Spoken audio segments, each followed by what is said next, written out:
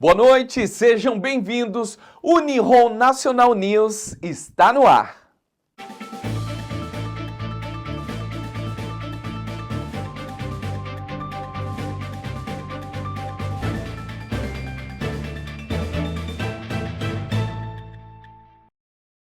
Na edição desta segunda-feira, você fica sabendo sobre tudo o que está acontecendo no Japão, no Brasil e no mundo. O nosso jornal começa agora. Nihon National News.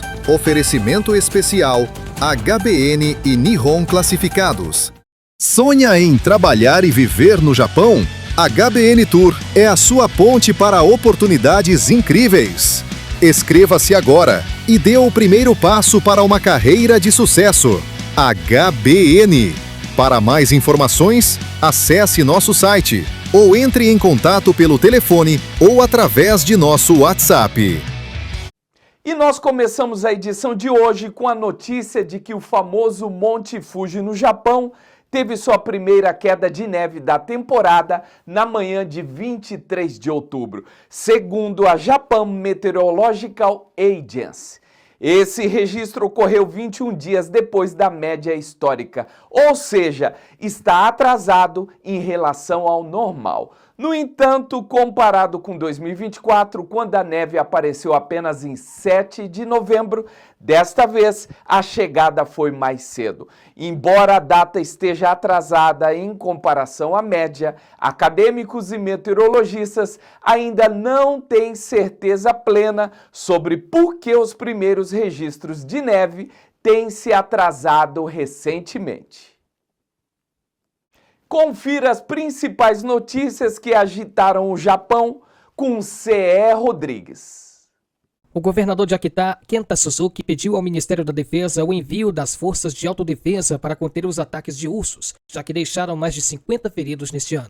Ele disse que a situação passou do limite e que os governos locais não conseguem mais lidar com os problemas sozinhos. Só em outubro, as aparições de urso ultrapassaram 4.000 casos, até mesmo perto da estação de Akita. O governo brasileiro anunciou a abertura de novos mercados para produtos do agro em países como Japão, Singapura, Coreia do Sul, Egito e Índia. No Japão, foi liberada a exportação da castanha do Brasil, muito usada em pães, doces e aperitivos. A medida amplia os ganhos de produtores brasileiros e fortalece a presença do país no mercado asiático. O país, que importou mais de 3 bilhões de dólares em produtos agropecuários brasileiros em 24, demanda ingredientes no nicho em que a castanha do Brasil se destaca. Em Nagano, o atual prefeito Kenji Ogiwara foi eleito com mais de 78 mil votos, garantindo o segundo mandato.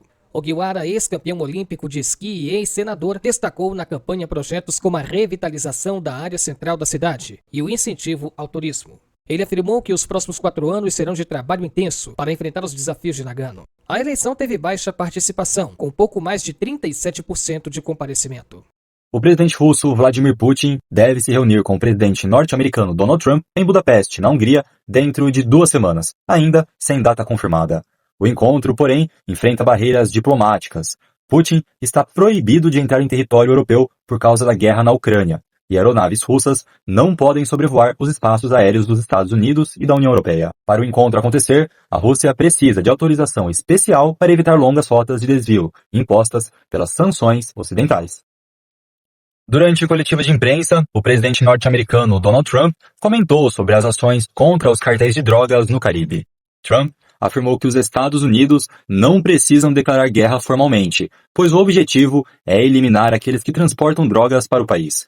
O presidente destacou que as forças americanas já foram acionadas e anunciou o envio da USS Gerald R. Ford, o maior e mais avançado porta-aviões nuclear do mundo, para reforçar as operações na região. Em declaração recente, o presidente Lula afirmou que os narcotraficantes mortos pelos Estados Unidos em operações no Caribe são vítimas dos usuários, reforçando a ideia de que o consumo é o principal motor do tráfico. A fala veio um dia depois do presidente da Colômbia, Gustavo Petro, aliado de Lula e de Nicolás Maduro, dizer que os que transportam drogas pelo Caribe não devem ser chamados de narcotraficantes, mas sim de trabalhadores do tráfico. As declarações geraram forte repercussão internacional. Vamos falar sobre cultura? Confira os destaques da nossa agenda.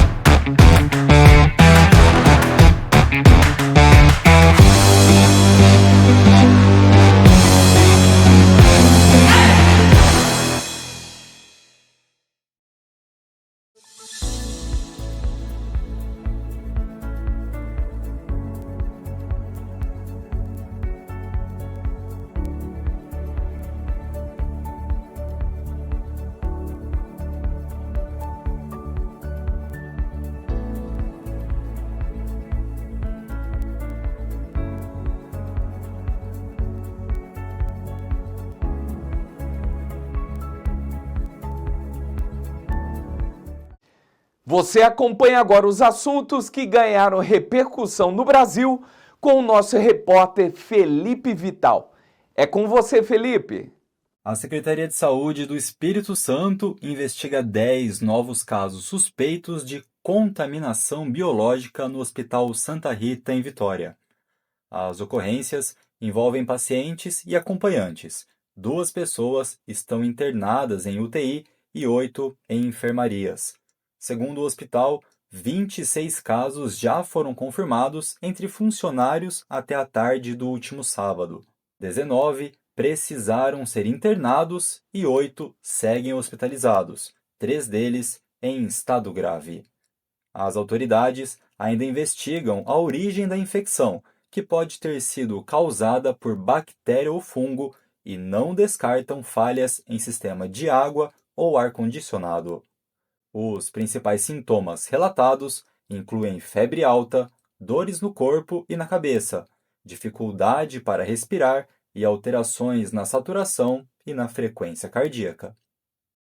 O novo censo demográfico do IBGE revelou que o Brasil abriga hoje 391 etnias, povos ou grupos indígenas em todo o território nacional. De acordo com o levantamento, a população indígena chegou a 1.694.000 pessoas, quase o dobro da registrada em 2010.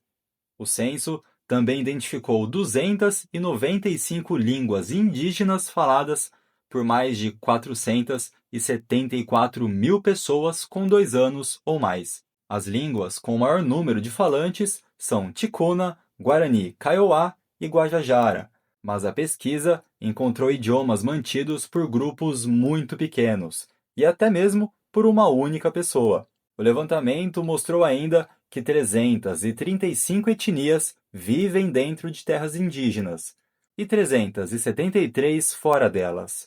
Pela primeira vez, o censo permitiu dupla declaração de etnia, mostrando que 1,43% dos indígenas se identificam com 2 povos. O estado de São Paulo lidera em diversidade, com 271 etnias registradas. Todos os estados apresentaram aumento no número total de etnias, exceto o Amapá. Os maiores crescimentos percentuais foram em Mato Grosso do Sul, Roraima e Tocantins.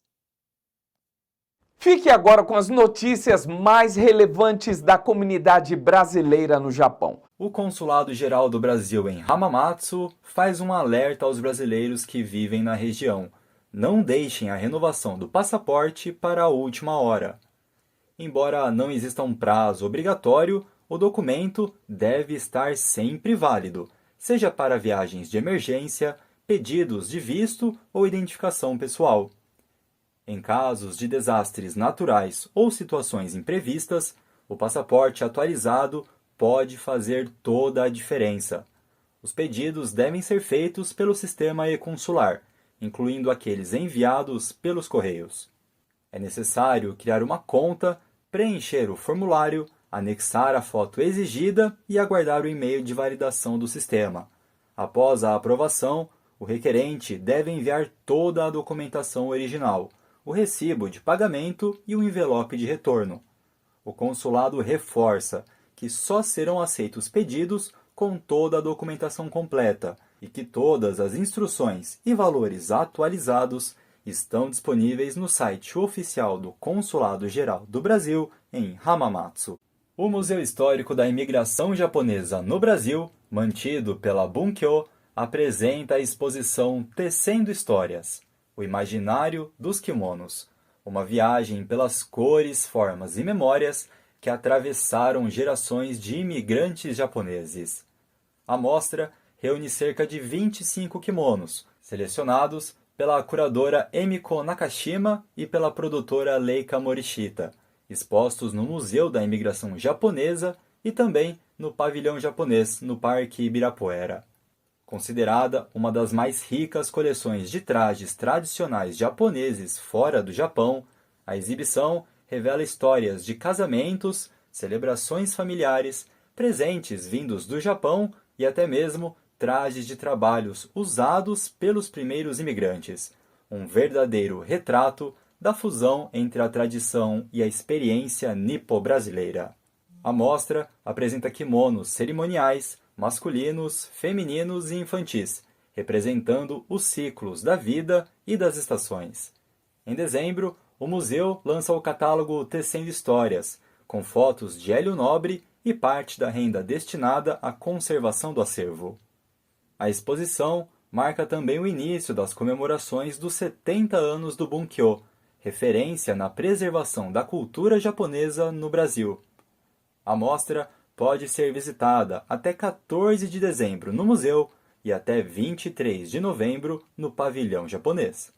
Uma nova exposição chega para celebrar os 130 anos do Tratado de Amizade entre o Brasil e o Japão. Prepare-se para uma viagem visual, onde cerca de 25 kimonos revelam cores, formas e memórias emocionantes. Venha conferir, estamos te esperando no Museu Histórico da Imigração Japonesa e no Pavilhão Japonês no Ibirapuera. O Nihon National News vai ficando por aqui e eu quero te agradecer. Muito obrigado pela sua audiência e até amanhã.